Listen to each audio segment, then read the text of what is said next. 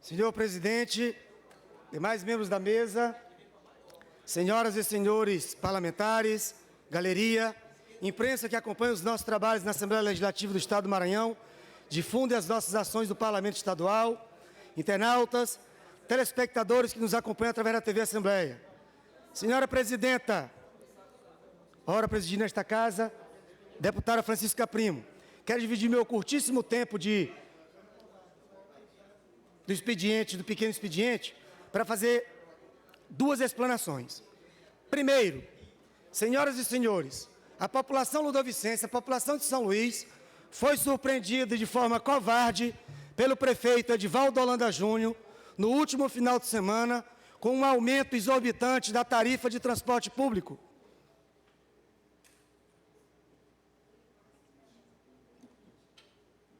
A população não pode pagar pela incompetência do prefeito Edivaldo Holanda Júnior.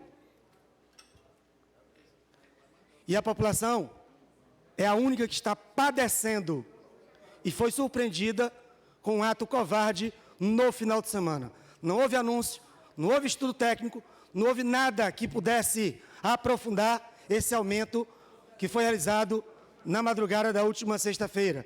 E a população de São Luís se sente prejudicada. E quero fazer o relato do testemunho de uma senhora que utiliza o transporte público na nossa cidade e que ela diz que andar de transporte público em São Luís é igual fazer uma passagem para o inferno. Ônibus lotados, ônibus sucateados, uma péssima prestação de serviço do transporte público em São Luís. Hoje fizemos uma visita ao Ministério Público, solicitamos à promotora Lídia Cavalcante que pudesse ou que tomasse providências com relação a esse aumento abusivo da tarifa de transporte público. E não obstante, hoje pela manhã estivemos na Prefeitura de São Luís para acompanhar o lançamento do edital da licitação do transporte público em São Luís. Senhoras e senhores, nada mais do que uma palhaçada, nada mais do que um circo montado. Senhoras e senhores, nós, enquanto representantes do povo, nós não podemos admitir isso. E a população ludovicense merece respeito. É o que tem para o momento no primeiro tópico, no primeiro assunto. Senhora presidente, como segundo tópico, como segundo assunto ainda do pequeno tempo que me resta, no pequeno expediente, nós protocolamos uma nota de pesar ao marido da senhora Ana Lúcia Duarte, vítima de um assassinato na BR-135. E, senhoras e senhores, eu quero, na oportunidade, ampliar as responsabilidades que o deputado Roberto Costa e o deputado Eduardo Braide já elencaram na manhã de hoje. E eu quero ampliar essas responsabilidades e que todos nós temos, sim, a responsabilidade.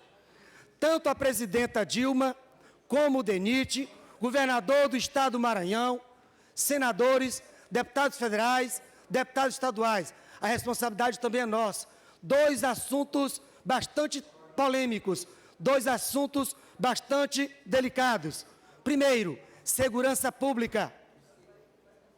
A professora foi assassinada de forma covarde, para uma arma de fogo, uma garrucha, sabe-se lá o quê. E ao tentar frear, se desviar de buracos, numa BR-135, que na legislatura passada deputados se debruçaram sobre o tema e se humilharam nesta tribuna. E eu pergunto, somos deputados estaduais, somos parlamentares ou somos sacos de batata? Senhoras e senhores, e peço a atenção de todos, precisamos fazer um clamor, não só do governador, não só de deputados estaduais, não só a voz do deputado Eduardo Braide, que foi um baluarte no ano passado, em defesa da duplicação da BR-135, mas todos, da classe política, do governador do Estado, do senador, dos 3 senadores, dos 12 deputados federais, dos deputados estaduais, dos prefeitos envolvidos. Então, há necessidade que nós precisamos unir as mãos, parar de balela, parar de falar besteira, parar de inventar desculpas e parar de colocar a culpa nos outros. Nós somos os responsáveis.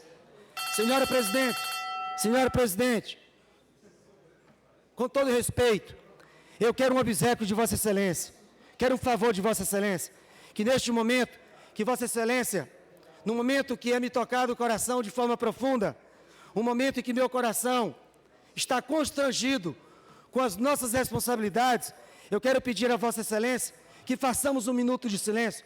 A senhora possa retirar esse tempo, do tempo que eu estou utilizando, apesar de já ter sido esgotado, que possamos fazer um minuto de silêncio pela morte de uma professora, pela morte de uma mulher, pela morte de uma amiga, pela morte de uma maranhense. Que façamos um minuto de silêncio e que esse minuto de silêncio seja em consideração, em respeito a mais uma maranhense que está indo para as estatísticas. Hoje liguei para o marido da professora, o senhor Adalberto, e de forma emocionada me relatou a perda lastimável. Quantas outras vidas nós perderemos na BR-135?